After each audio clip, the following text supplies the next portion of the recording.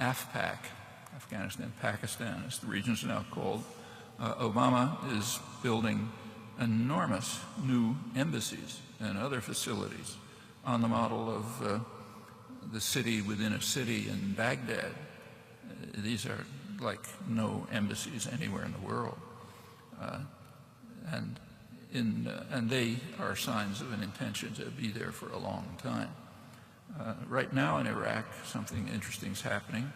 Obama's pressing the Iraqi government not to permit the referendum that's required by the Status of Forces Agreement. That's an agreement that was forced down the throats of the Bush administration, which had to formally renounce its primary war aims in the face of massive Iraqi resistance.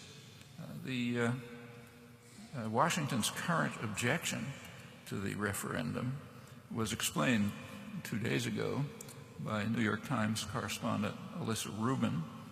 Obama fears that the Iraqi population might reject the provision that delays U.S. troop withdrawal to 2012. They might insist on immediate departure of U.S. forces. Iraqi analyst in London, the head of the Iraqi Foundation for Democracy and Development in London, is quite pro-Western. He explained, this is an election year for Iraq. No one wants to appear that he's appeasing the Americans. Anti-Americanism is popular now in Iraq, as indeed it's been throughout. Facts that are familiar to anyone who's read the Western-run polls, including Pentagon-run polls. Well, the current U.S. efforts to prevent the legally required referendum are extremely revealing. Sometimes they're called democracy promotion.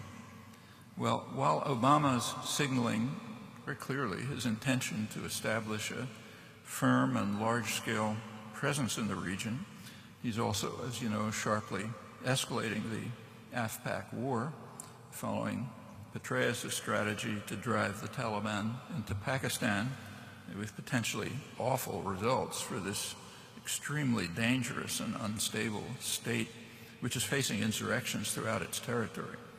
These are the most extreme in the tribal areas which cross the AFPAC border. It's an artificial line imposed by the British called the Durand Line, and the same people live on both sides of it, Pashtun tribes, and they've never accepted it.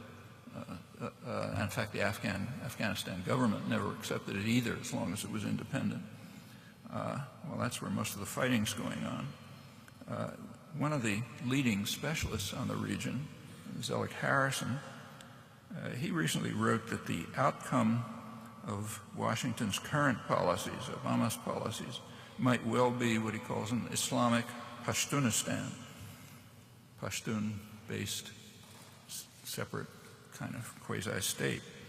The Pakistani ambassador had warned that if the Taliban and Pashtun nationalism merge, we've had it, and we're on the verge of that.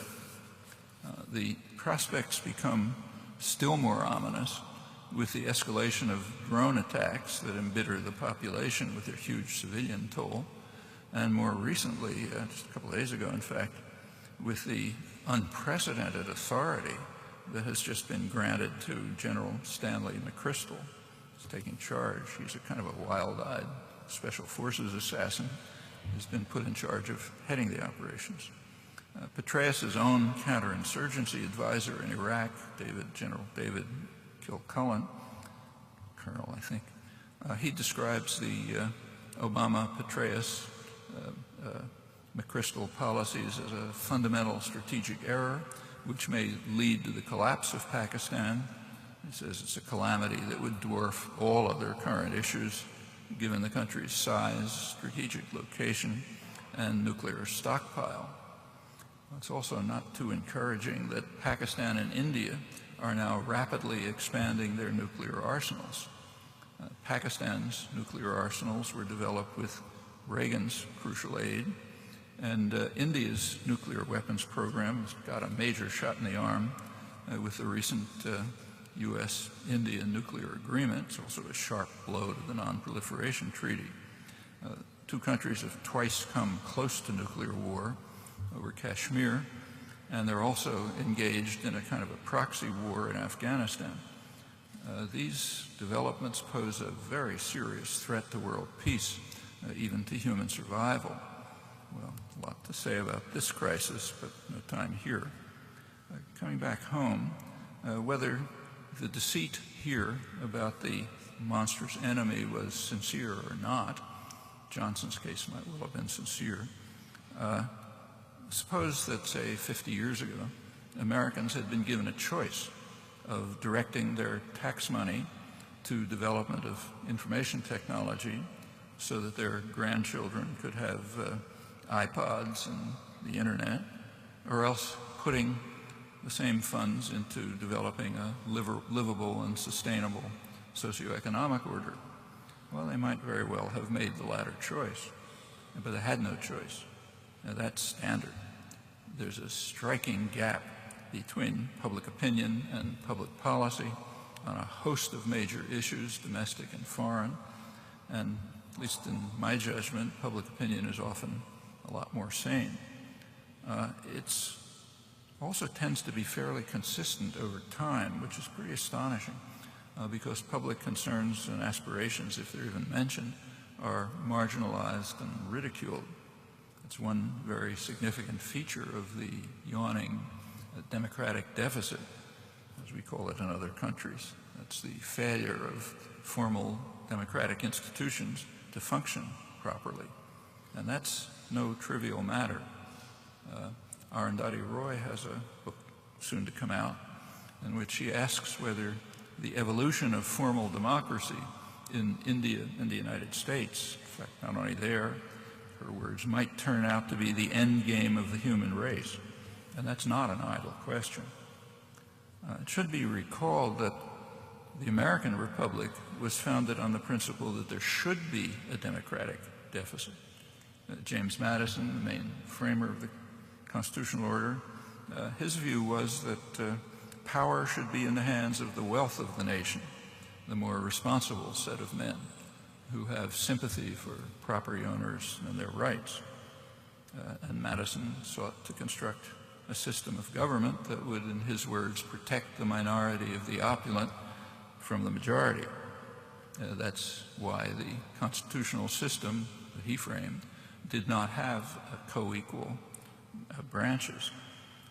The executive was supposed to be an administrator, and the legislature was supposed to be dominant, but not the House of Representatives, rather the Senate, where power was vested and protected from the public in many ways.